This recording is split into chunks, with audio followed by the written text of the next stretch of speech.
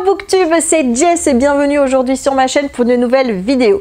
Alors aujourd'hui j'avais envie de faire une vidéo un peu tag et aussi un peu FAQ en même temps, puisque j'avais envie de faire le tag quelle lectrice es-tu, mais pas en reprenant des questions qui existaient déjà. En fait j'avais mis un post sur Facebook il y a quelques semaines de ça maintenant, et je vous ai laissé le soin de poser vos questions sur Facebook, et je vais donc répondre aux questions que vous m'avez posées. Ce que je te propose déjà, si tu as encore d'autres questions en réserve qui concernent cette thématique quelle lectrice es-tu Jess, eh bien c'est de me les poser en commentaires, et si elles sont assez nombreuses, eh bien je vous referai une seconde vidéo de ce type là où je répondrai à tes questions, et s'il n'y a pas beaucoup de questions, ben, je répondrai directement en dessous de ton commentaire. Voilà, bon, on va commencer tout de suite parce que ce genre de vidéo avec moi, ça a le mérite d'être long à chaque fois. Donc autant y aller tout de suite. Alors la première question, c'est une question de Lidivine qui me pose d'ailleurs plusieurs petites questions. Donc je commence par bibliothèque ou librairie. Librairie sans aucune hésitation, puisque je ne suis pas une personne qui va à la bibliothèque, tout simplement parce que la bibliothèque de ma ville est très petite, je ne trouve pas grand chose, et j'aime bien le fait de posséder mes livres. Voilà, j'avoue complètement avoir un côté consumériste par rapport à mes bouquins. J'aime les posséder et j'aime en plus qu'ils soient neufs, donc je suis pas très occasion. Mais voilà, donc la bibliothèque c'est pas trop mon genre, je pense que j'y ai été une ou deux fois dans ma vie, donc voilà.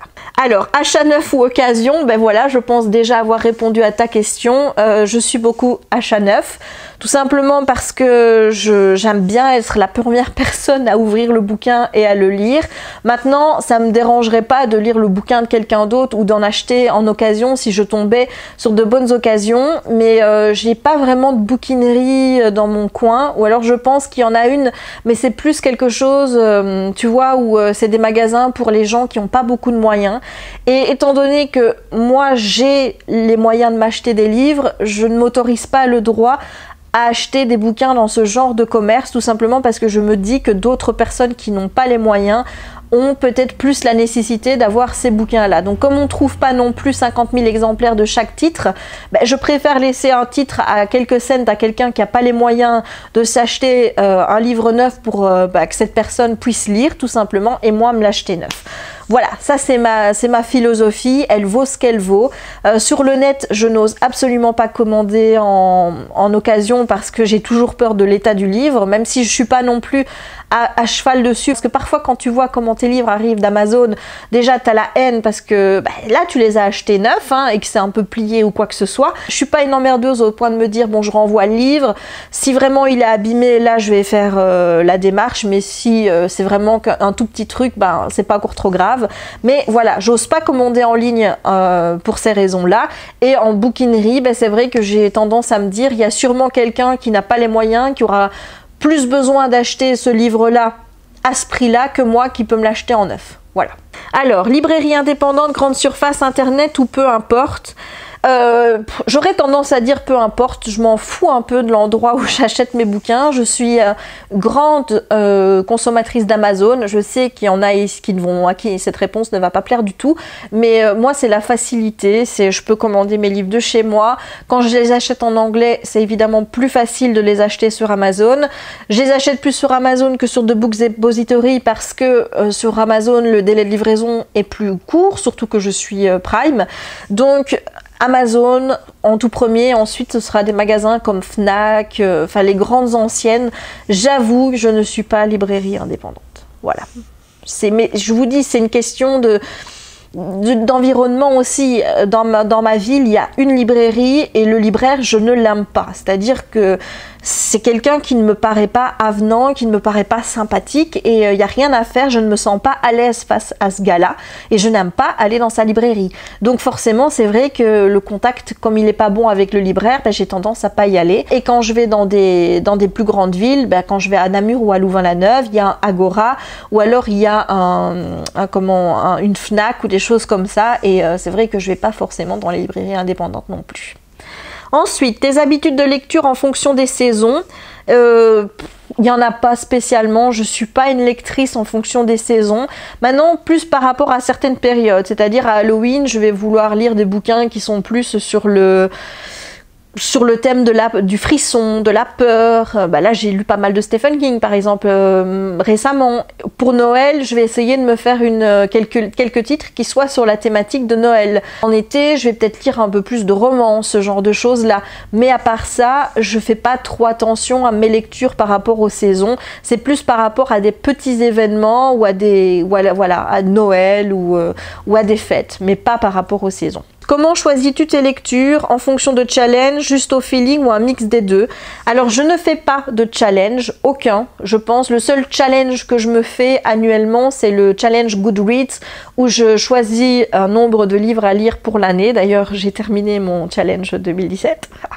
C'est la première fois que je réussis mon challenge. Voilà, je tiens quand même à le préciser.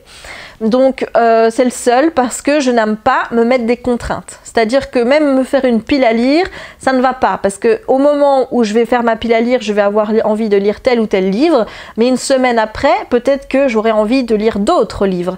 Donc, je n'aime pas cette idée de me contraindre dans des genres ou dans des challenges particuliers. Comme je n'aime pas le type challenge week-end à 1000 ou quoi.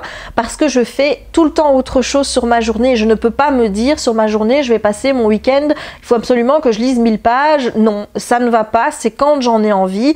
Donc c'est pareil vraiment par rapport au temps de lecture, par rapport à la manière dont je choisis mes lectures, c'est vraiment au feeling et uniquement au feeling. Je lis quand j'ai envie de lire, quand j'ai plus envie, j'arrête. Donc c'est pour ça que tout ce qui est challenge, je n'en fais pas parce que ça me convient pas. Je trouve qu'il y a un côté contrainte qui ne me plaît absolument pas. Voilà. Eh bien, j'ai répondu à toutes les questions de Ludivine. Je passe maintenant aux questions de Marie-Justine. Il y en a quelques-unes aussi. Es-tu pour la lecture en musique ou non? Non, je ne peux pas faire deux choses en même temps. Déjà, quand Chéri est dans la pièce à côté et qu'il écoute la télé, il faut déjà que je sois hyper concentrée pour ne pas que les dialogues de la télé prennent le pas sur ma lecture. Donc la musique, c'est hors de question. D'ailleurs, quand je vais chez le coiffeur, c'est un peu le problème. Je prends toujours une lecture avec moi, mais comme il y a de la musique, je finis toujours par chanter plutôt que de lire. Donc la musique et la lecture, pour moi, ça fait pas mon ménage. Quel est ton endroit préféré pour lire? Eh bien, la pièce dans laquelle je suis, qui est ma pièce à lire, donc sur le canapé où je suis, qui est un très grand canapé où je peux me coucher et où je finis toujours par m'endormir, soyons clairs, et aussi mon lit, voilà. C'est les deux endroits où je lis et c'est les deux endroits où je suis le mieux pour lire. Pour lire en mode cocooning, que prends-tu avec toi? Thé, chocolat, plaid, le plaid, voilà, et les coussins pour me mettre bien dans le dos. Voilà, j'ai besoin d'être bien mise avec le plaid sur moi, avoir chaud, mais je ne bois pas quand je lis et je ne mange pas non plus parce que j'ai toujours peur de tacher mes livres. Mais la boisson, moi le thé, le chocolat, je suis peut-être une exception à toutes les lectrices que je vois avec leurs trucs de thé et tout. Je n'aime pas le thé, je n'aime pas le café, je n'aime pas les boissons chaudes en général. Un chocolat chaud de temps en temps et ici, honnêtement, voilà, dans mon canapé, je vois pas où je le mettrais. J'aurais trop peur qu'il se renverse dans mon canapé, donc niet. Il n'y a pas de boisson avec moi quand je lis, jamais. As-tu une saison où ta fréquence lecture a plutôt tendance à diminuer? Je ne pense pas que c'est lié aux saisons, c'est lié à mon humeur, c'est lié à ce qui se passe dans ma vie, c'est lié à si j'ai une autre activité qui va me prendre du temps. Donc c'est pas vraiment par rapport aux saisons, c'est par rapport à moi et aux activités que je fais, par rapport à mon humeur, ce genre de choses. Inversement, quelle est la saison de l'année où tu lis plus? C'est pareil, ça dépend de moi, de mon envie de lire. Là, par exemple, depuis le mois de septembre, j'ai retrouvé un rythme de lecture vraiment satisfaisant. Je lis beaucoup plus depuis septembre. Je ne saurais pas vous expliquer pourquoi j'ai retrouvé ce rythme-là. C'est revenu à un rythme vraiment hyper soutenu, alors qu'avant, c'était un petit peu moins. Je n'ai pas de raison, c'est pas lié à une saison, c'est vraiment lié à mon envie, mon humeur. Et comme je l'ai dit, si j'ai un autre truc qui me prend du temps, un jeu sur internet ou alors une série que je vais regarder, ce genre de choses. Alors, arrives-tu à prêter tes livres? Non. Je l'ai fait une fois. La personne m'a d'abord rendu certains titres, et bien ça fait 2 ans et demi.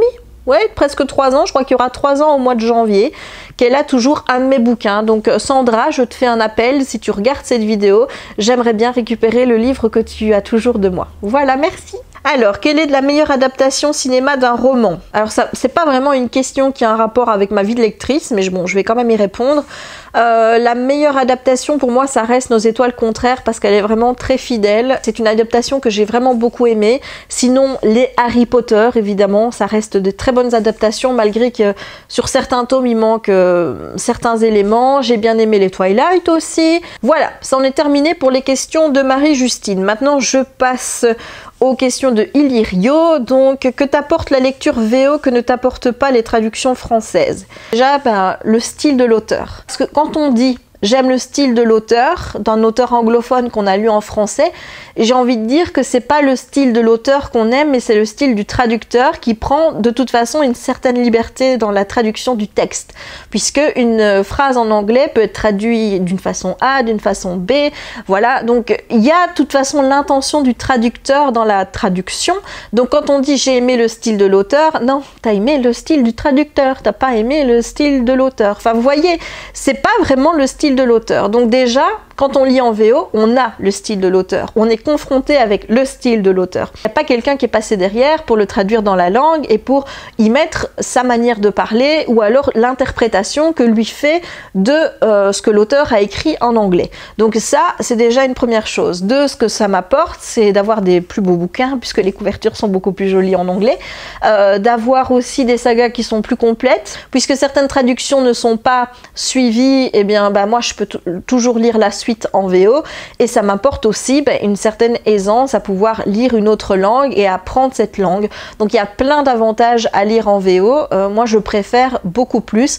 Maintenant je préfère pour tout ce qui est style young adult, romance, tout ce genre de titres, mais pour des titres plus contemporains adultes, je préfère encore les traductions.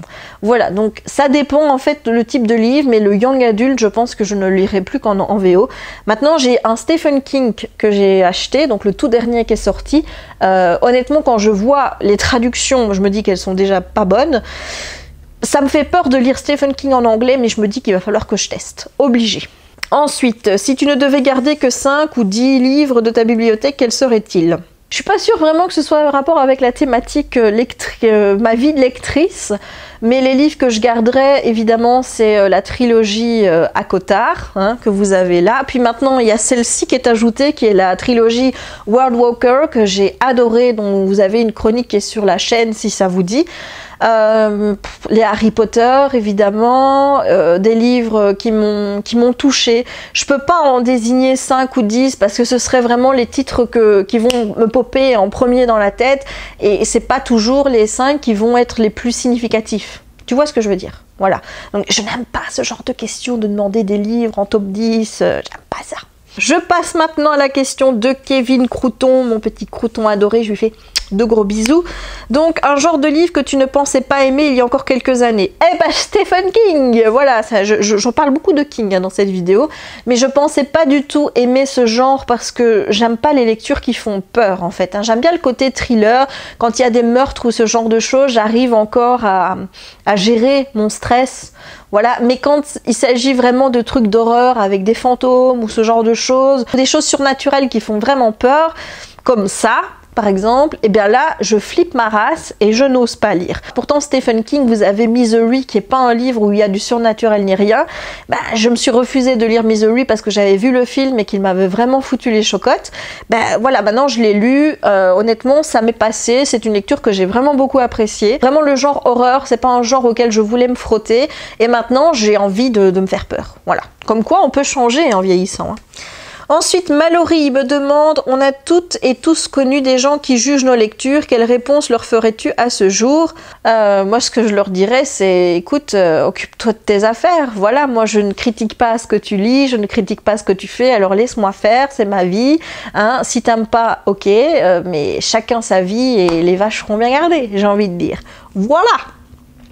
Alors Carlotta me demande si j'ai des rituels lors de mes lectures. À part le plaid, non. Peut-être avoir Kiki dans mes bras, oui, mais ça dépend pas de moi, ça dépend de son bon vouloir à lui. Voilà. Pour toi, quel est le meilleur moment de la journée pour lire? Le soir, parce que le matin, généralement, si je me réveille un peu tôt et que j'ai le choix entre encore faire un peu la grasse matinée ou lire, je vais toujours faire le choix de dormir un peu plus. Puis la journée, je travaille et je vais pas oser me dégager un moment pour lire parce que si j'arrive à un moment critique et que je dois m'arrêter de lire pour reprendre le travail, ça va pas le faire. Donc c'est toujours après la journée de travail, donc je dirais à partir de 5 heures jusque minuit. Voilà, ça c'est vraiment mon moment pour lire, même si je ne fais pas que ça. C'est-à-dire que je vais interrompre mes moments pour jouer avec ça. Voilà, ce truc-là, c'est chronophage, et je ne peux pas m'en passer, mais bon. Alors, comment choisis-tu une nouvelle lecture? Parfois, je reste 1 heure devant ma bibliothèque à me demander ce que je vais lire. Et ce que je fais, c'est que je sors plusieurs livres en même temps. Et maintenant, je me suis trouvé un drôle de petit rituel, c'est-à-dire que je les mets dans un sac ici. Donc là, vous avez actuellement La Petite Mort, que j'ai commencé à lire d'ailleurs. Vous avez des marque-pages, parce que forcément il faut pouvoir mettre les marque-pages. Et vous avez aussi L'Âme du Mal, que j'ai présenté sur Instagram, je ne sais pas combien de fois, que je n'ai toujours pas lu. Ensuite vous avez Le Journal d'Anne Frank. Et vous avez ensuite Hervé Joubert, la trilogie Morgenstern. Donc c'est des bouquins que j'ai envie de lire, mais j'ai choisi de lire ça à la place, mais je les garde dans mon sac. Et quand j'ai envie de switcher de lecture à un moment, ben, je prends une lecture dans mon sac. Voilà, c'est le nouveau rituel, c'est très récent, je fais ça depuis 1 mois. Donc vous voyez, c'est très récent. Avant, je ne lisais d'ailleurs pas plusieurs livres en même temps, je lisais toujours un livre et puis j'en commençais un autre une fois ma lecture terminée. Maintenant, quand j'ai envie de passer à autre chose, il m'arrive d'arrêter ma lecture, de lire autre chose pendant 2-3 jours ou de lire alternativement. Voilà, on change, je vous dis, on change. Tu commandes beaucoup de livres en anglais, mais où prends-tu les infos de toutes les nouveautés? Goodreads. Goodreads, c'est ma Bible. Comment classes-tu tes livres dans tes bibliothèques? Il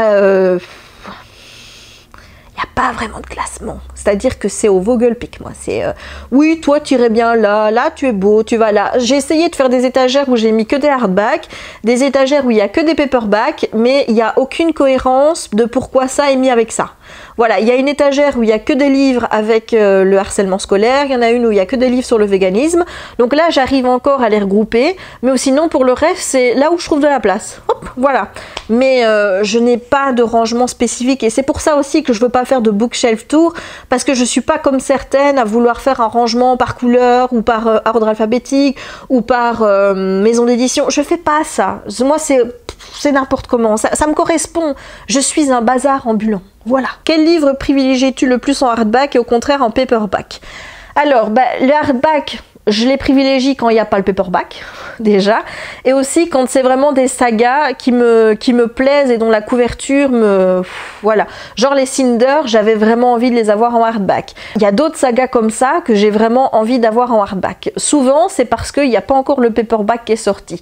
Et si je trouve que le prix est cher, j'attends que le paperback sorte. Parfois, ça dépend de la couverture. Si la couverture du paperback est plus jolie, je vais prendre le paperback. Si la couverture du hardback est plus jolie, je vais prendre le hardback. Donc c'est au cas par cas. Il y a plusieurs situations qui vont me faire choisir le hardback et plusieurs situations qui vont me faire choisir le paperback.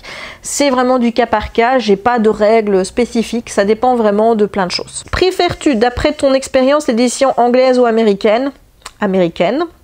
J'ai cru comprendre que les auteurs américains sont plus faciles à lire en anglais que les britanniques. Es-tu d'accord avec ça? Je suis d'accord, je confirme. Il y en a qui disent qu'il n'y a pas vraiment de différence. Moi, je vois tout de suite quand je lis un auteur anglais d'un auteur américain. C'est-à-dire qu'un auteur anglais, il va falloir le temps que je m'y fasse. Je trouve que les Harry Potter sont plus difficiles à lire que d'autres livres YA ou même middle grade qui ont été écrits par des auteurs américains. Il y a une différence dans la manière d'exprimer, de parler anglais. C'est pas tout à fait pareil et moi, je préfère l'anglais américain. Quel type de couverture te font craquer tout de suite et te donnent envie d'acheter les livres? Je ne sais pas, moi. Je dirais quand il y a des couleurs. Voilà, il faut qu'il y ait des belles couleurs et un visuel qui me... Voilà, tu vois, quelque chose comme ça. Ça dépend pas de visage ou quoi que ce soit, c'est vraiment un visuel où je vais me dire tout de suite, waouh, c'est beau ça. Mais je peux pas t'expliquer parce que c'est en fonction de... Voilà, je peux pas expliquer ça. C'est impossible, c'est indescriptible. Te donnes-tu un nombre de livres à lire absolument par mois? Pas du tout. Je me donne un nombre de livres à lire par an, vu le challenge Goodreads, et encore je me réserve le droit de le changer, c'est-à-dire qu'au début de l'année j'avais mis 75 livres, puis quand j'ai vu mon rythme de l'année qui n'était pas terrible, je l'ai baissé à 50. Là j'ai atteint les 50 livres, mais je vais pas le remonter, c'est-à-dire que là ce que je fais c'est bonus. L'année prochaine je remettrai 75 en espérant vraiment atteindre 75, mais je me fixe pas un nombre de lectures par mois parce que je ne sais pas ce qui va se passer dans le mois. Est-ce que ça va être un bon mois? Est-ce qu'il va y avoir des petits problèmes qui vont venir polluer mon esprit? Est-ce que je vais me lancer dans une brique comme ça qui va faire 800 pages, qui va me prendre forcément beaucoup plus de temps que si je lis des bouquins comme le journal intime de Cléopâtre Willington que je peux lire en une journée? Enfin voilà, tu vois, ça dépend de plein de choses, donc je ne me fixe jamais un nombre de livres au mois, mais je me fixe un challenge annuel via Goodreads. Donnes-tu des notes à tes lectures sur Goodreads ou dans ton cahier de lecture? Oui, je donne des notes à mes lectures, je les note sur 5 étoiles et je n'ai pas vraiment de critères par rapport à ça, c'est-à-dire que quand j'ai fini le livre, je sais si je vais lui mettre 4, 5, 3,5, voilà, mais c'est pas dans ma tête un truc de 1 étoile égale, 2 étoiles égales, c'est au feeling, encore une fois, moi je fonctionne vraiment au feeling.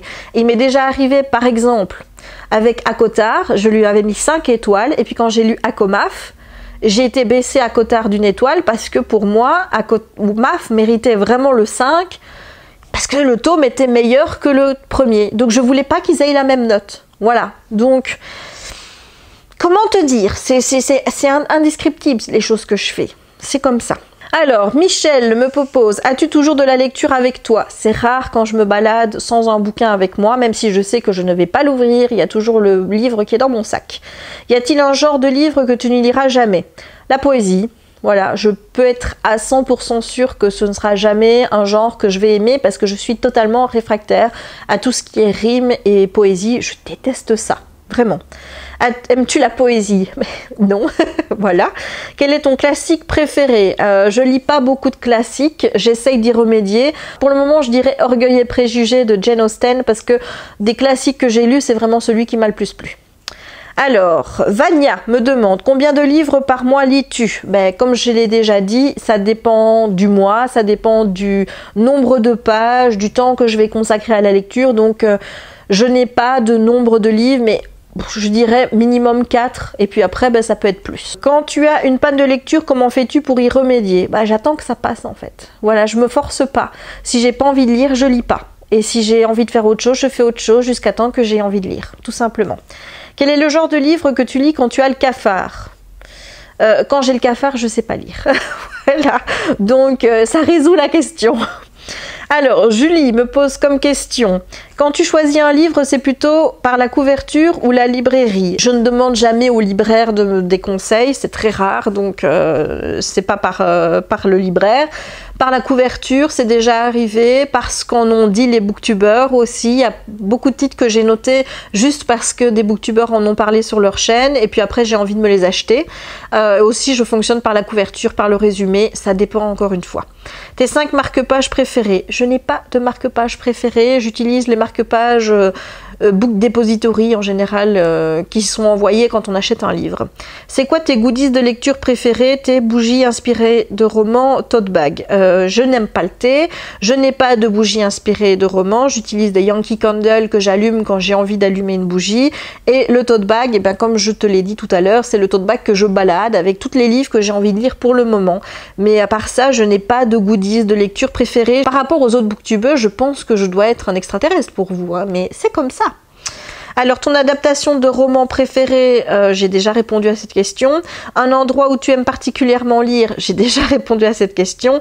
Que penses-tu du concept des boîtes à lire? Eh bien, je trouve ça très bien. J'aimerais bien qu'il y en ait une dans ma ville, mais je n'en ai pas encore vu. J'ai pensé à un moment même en faire une moi-même devant chez moi et mettre des bouquins comme ça, mais je me suis dit qu'avec mon cul, les gens allaient pas comprendre le principe, allaient prendre les bouquins sans en remettre dedans. Or, tu comprends que c'est pas trop le principe. Donc, du coup, je l'ai pas fait. Et j'aimerais bien qu'il y en ait une près de chez moi, mais pour le moment, c'est pas le cas. Alors Stéphanie me dit à quel moment de la journée préfères-tu lire? Donc j'ai déjà répondu, c'est à partir de 5 heures jusqu'au moment où je vais coucher. Et à quelle fréquence? J'essaye de lire tous les jours et au moins 1 heure ou 2 par jour, mais entre-temps, je vous dis, je peux très bien lire un chapitre et puis me dire tiens, je vais jouer à un jeu, puis relire un chapitre et puis encore jouer à un jeu. J'aime bien de faire des pauses comme ça quand je lis, sauf quand vraiment je suis à fond dedans, hein. Mais j'ai besoin de faire des pauses, sinon après j'attrape mal à la tête. Amandine me pose la petite question comique de la vidéo. Sais-tu lire aux toilettes? Oui, oui. D'ailleurs, ça m'arrive quand je sais que je vais faire la grosse commission et que je vais en avoir pour longtemps, je prends mon livre avec moi et parfois je peux rester une demi-heure sur la toilette parce que je suis dans mon bouquin et je ne pense pas qu'il faut que je m'en aille. Voilà. C'est déjà arrivé. Alors Muriel, enfin, donc c'est la dernière question, me dit tu préfères le livre papier ou le e-book? Donc j'aime les deux, mais c'est par phase en fait. C'est-à-dire que pour le moment je suis dans une phase où j'aime lire exclusivement en papier et je ne vais pas avoir envie de toucher à ma liseuse, et à d'autres moments j'ai envie de lire que sur ma liseuse et j'ai pas envie de lire mes livres papier. Donc ça dépend vraiment du moment. Mais j'aime les deux, je suis pas réfractaire à l'e-book, je trouve que c'est une merveilleuse solution quand on part en vacances. Puisque là, on peut avoir des tas de livres avec nous et dans un tout petit format. Donc, c'est juste parfait. Et bien voilà, j'ai répondu à toutes vos questions. Si vous en avez encore sur mes habitudes de lectrice, n'hésitez pas à les poser en commentaire. Si vous avez d'autres questions sur le thème de la lecture, vous pouvez également me les poser dans les commentaires. Évitez juste les questions, ton top 5 des personnages préférés, ton top 10 de tes livres préférés. Je déteste ces questions et je trouve qu'elles ne reflète pas la réalité, parce que comme je ne prépare jamais mes vidéos, comme tu l'as vu, je prends ici ma tablette, je lis les questions avec toi, donc je vous donne des réponses qui viennent à l'instant, mais ce sera pas vraiment réfléchi, c'est-à-dire que jamais à un moment je vais me dire tiens, je vais préparer à l'avance et réfléchir pendant 3-4 heures à mes livres préférés. Non, je n'y arrive pas. C'est toujours les premiers qui me viennent en tête et puis après je me dis ah mais t'as oublié de mettre celui-là, ah mais t'as oublié de mettre celui-là, ah finalement t'aimais mieux celui-là que celui-là et tu l'as pas cité dans ton truc. Et donc je déteste les tops. Je n'aime pas ça et c'est comme on me demande mon top 5 des book boyfriend. Mais je vais envie de te dire que c'est les 5 premiers qui vont me venir en tête. Il y en a un qui me semble tellement évident que je le dirai à chaque fois, c'est Rhys dans À Cotard, mais à part ça, les autres, voilà. Ah si, peut-être Rohan de la trilogie ici, mais honnêtement, tu vois, ça dépend aussi des lectures que je viens de faire. Et si ça tombe, il y a 3-4 ans, j'ai fait une super lecture avec un super book boyfriend, mais à l'heure où je t'en parle, je ne m'en souviens pas et je vais pas le dire. Donc, je n'aime pas les tops parce que je trouve que ça reflète une réalité là, pof, sur le moment, mais ça reflète pas vraiment tout. Voilà. Donc, j'aime pas ça. Mais donc, toutes les autres questions, tu peux me les poser, mais tu évites les questions top parce que je déteste ça. Voilà. Eh bien, écoute, j'espère que cette vidéo t'aura plu. N'hésite pas, toi, si tu veux, à répondre à quelques-unes des questions, si tu as, par exemple, des habitudes de lecture qui sont totalement différentes des miennes, ou toi aussi, si tu lis aux toilettes, eh bien, je serai ravie de le savoir. Donc, n'hésite pas à répondre à cette question. Je suis sûre qu'Amandine sera ravie d'avoir tes réponses en plus des miennes. Donc, n'hésitez pas à laisser des commentaires en dessous de la vidéo et des nouvelles questions si tu as envie de me les poser. En attendant, moi je vais te laisser, je vais aller... Qu'est-ce que je vais faire maintenant? Je crois que je vais lire un petit peu parce que ça fait 2 heures que je parle et j'ai besoin d'arrêter de parler tout simplement. Il ne me reste donc plus qu'à te souhaiter une bonne journée ou une bonne soirée suivant le moment où tu vas regarder cette vidéo et à te dire à très vite pour de nouvelles aventures livresques ou pas. Ciao!